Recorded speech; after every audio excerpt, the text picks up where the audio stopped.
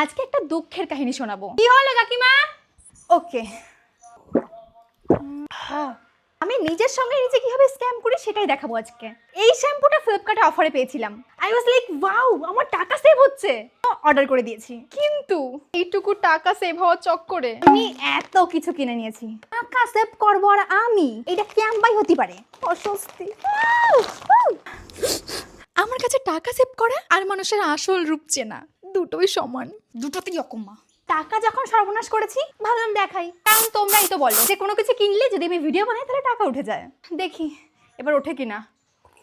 জীবন তাই না, খুব ইজি খুব ইজি। প্রথম তো এই যে সর্বনাশের মূল, তারপর নিয়েছি দুটো রুম ফ্রেশনার। আচ্ছা, এটা দুটো কেনার লজিক কি হতে পারে? গন্ধটা অনেক ভালো না, কারণ এটা পার্পল কালারের। অ্যাডাল্ট মানি খরচা করার উপায় পেয়ে গেছি। অ্যান্ড দেন ক্যামেরা ওপেন করে আমার নতুন আয়না পরিষ্কার করার জন্য কলিন, এটা কাজে লাগবে ভাই। অ্যান্ড না এগুলো আমার জন্য কিনে নাই, আমি তো এসব কিছুই খেতে পারবো না, কারণ চৈত্র মাসে আমার সম্পূর্ণ নিরামিষ।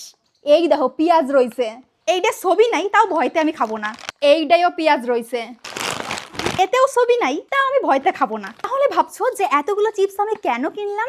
কেন আমার দুইখান ভাই রয়েছে না, ভুলিয়ে যাও নাকি? হ্যাঁ, কিন্তু আমার মনে হয় আমি এই দিয়ে খাইতে পারবো। বিস্কুটে তো আর পেঁয়াজ থাকে না।